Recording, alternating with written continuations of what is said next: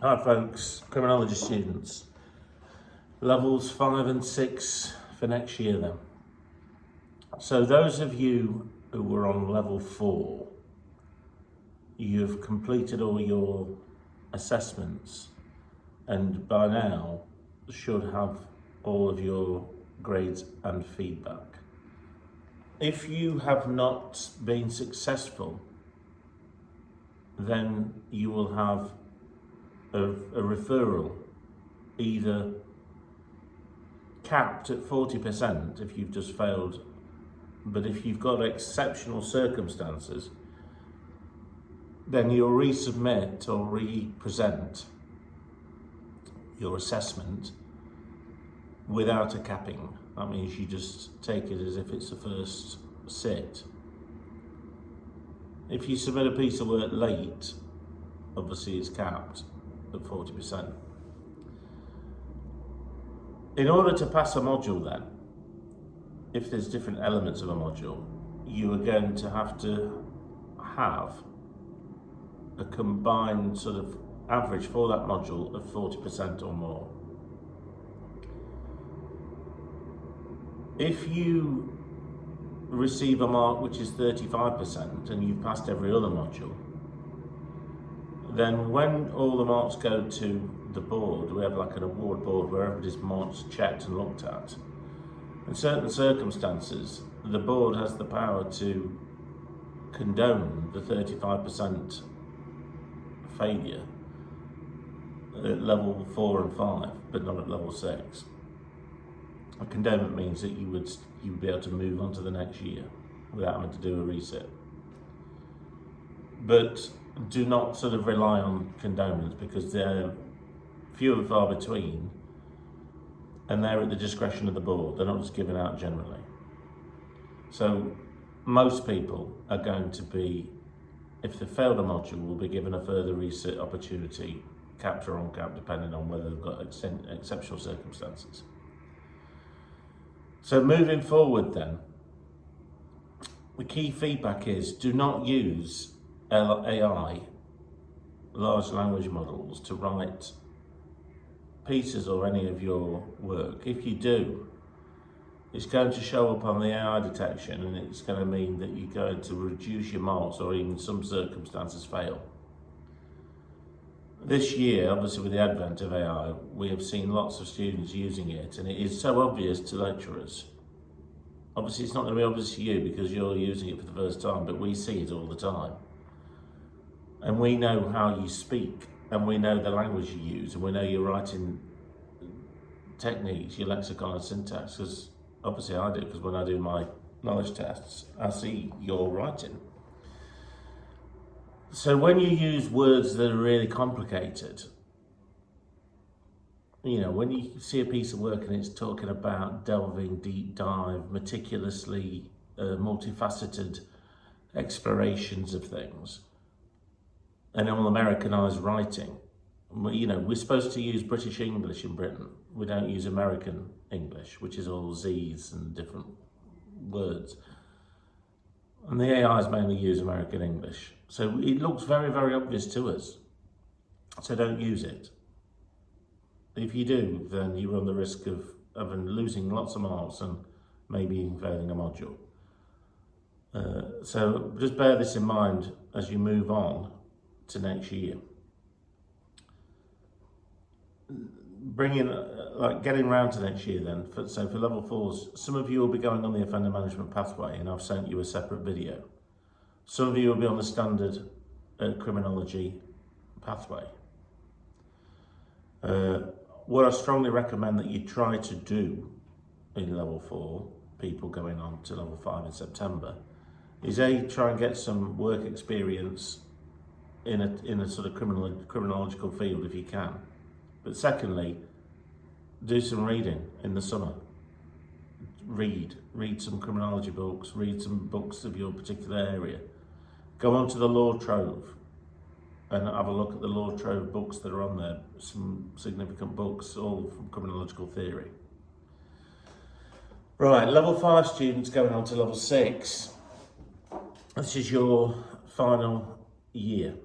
You will have 70% of your degree classification coming from your grades this year.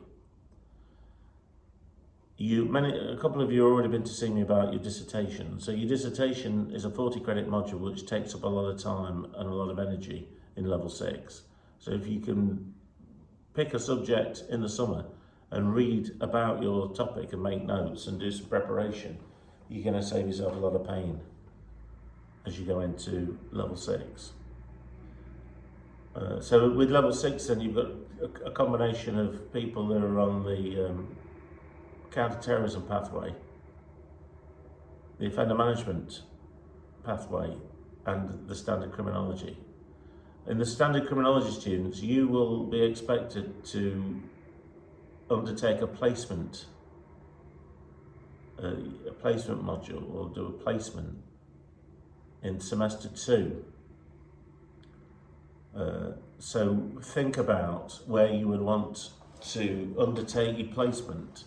Start thinking about that. So you'll have to find it, or you need to look at something that is going to give you some experience in the workplace that you can reflect on. So bearing in mind, level 6 standard criminology students, you have got the placement. I know some of you are working in the coroners, which is a fantastic opportunity. That is a really good one to do.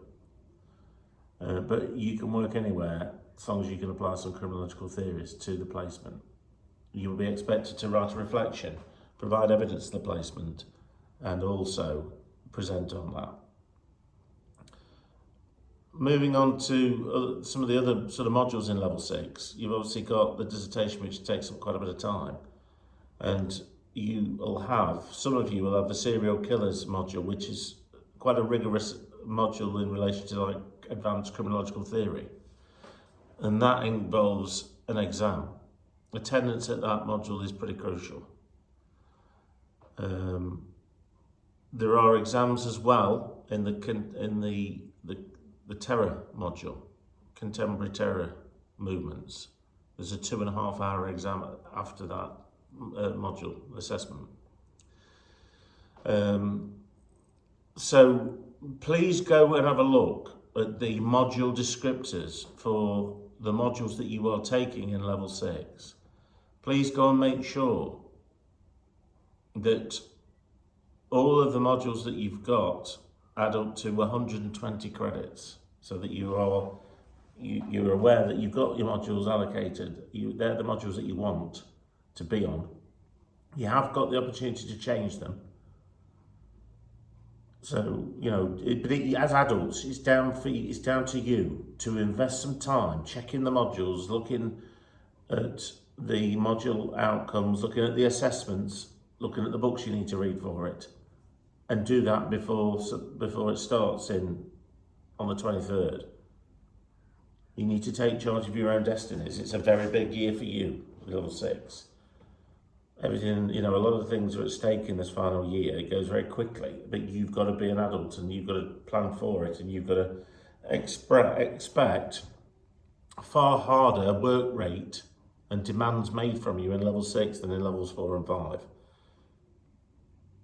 So from October to April next year, or from October this year to April next year, you must, pretty much dedicate that period to one of intense study and investment in yourself, because some of you have already been here for 3 years. You've done the foundation year, and what you would want to think of is, after all that investment in time, that this is the year that counts for the level 6s. Additional reading. People on the offender management pathway in level 6, I will provide links to books and readings and give you plenty to be reading for when you start with your community justice module in September. Again, with serial killers, if anybody's interested, I can send some links and they can start reading around some of that criminological theory. It's quite a lot in the serial killer module. Remember then, you're in charge of your own destiny. However you want to spend your time at the university is completely down to you. You paying me 9,250, you can do whatever you want. But you know, to maximise your return, for the people in level 6, this is the big one for you. You know, you need to pretty much, if you can, put things on hold. Like I said to my students this year, on the 3rd of January, I'd been in a workplace for 40 years. Many of you will be in the workplace similar to me, so you've got plenty of time to work. You've got plenty of time to go out, but you've only got this short window of time between October and April to try and get the most effective degree classification.